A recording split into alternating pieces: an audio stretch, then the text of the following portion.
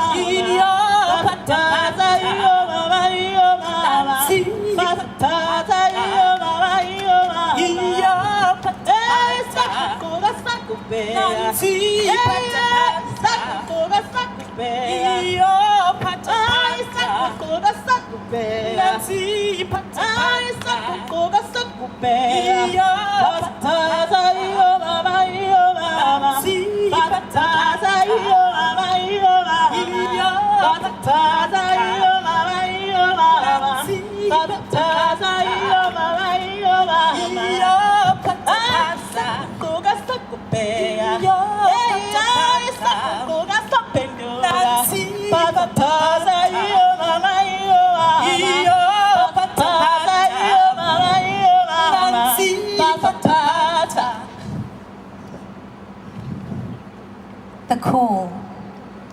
The sound of the phone from my flatmate's room catches me on the landing, halfway down the stairs, my palm on the handle not enough to still the impetus of the suitcase. It takes a bruise on my thigh to stop it.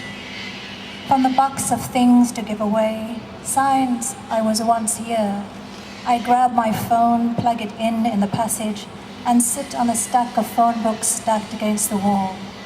"Hello, Mama," I answer. I am leaving for a new place, each further from where I started. Across the 7-hour time difference, I fear I will never see her again.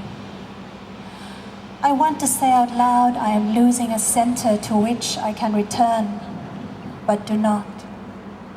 She speaks too flattened in a way by what is not said, coming only so close to the parting between us by telling me to leave safely. Across the growing distance, I hear her voice recede from me. I make her leave me so I can be still.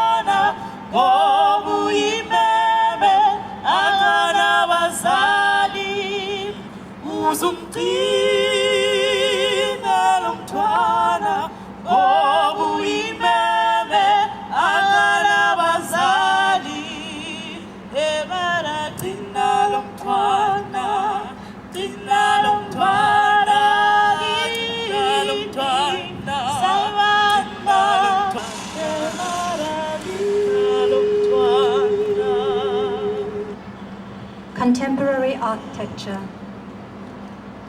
It rained.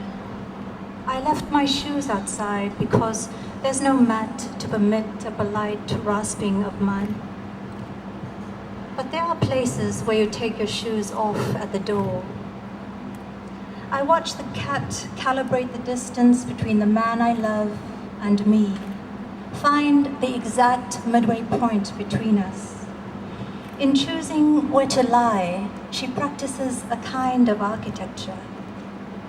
A neighborhood practices architecture with sound, the sound of children, for instance, or a mosque. There are no sounds of mosques where I live. But if I drive for 42 minutes to a place I used to live, I will hear 3 mosques whose calls triangulate me, pinpoint my relation to God and home. Though you cannot tell from the homeless grief of young men's mothers, the architecture of mosques aims to create for love. When they look at Gatesville Mosque, a sight from the news, but to those who pray there, familiar as a cheekbone, most people will not see that it is excessively lovely.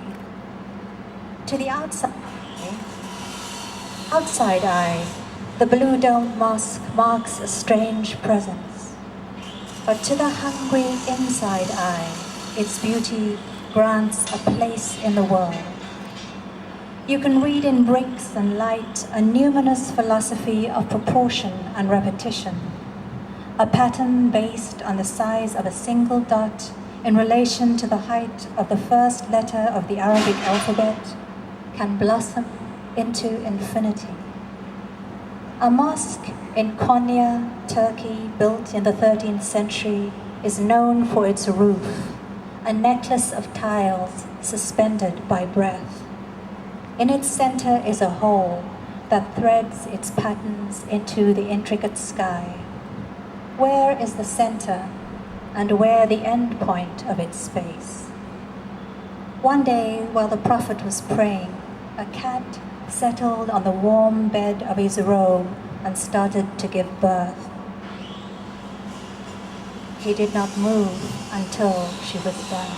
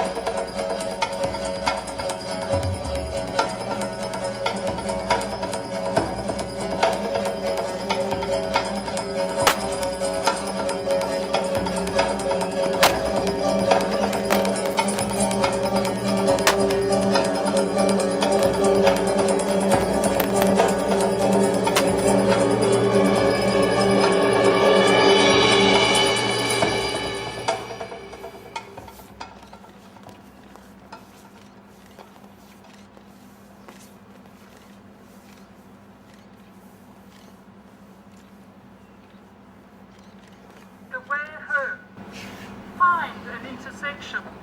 Turn the map to match the angle of the street. This might mean that you have turned the book upside down. Find the way home.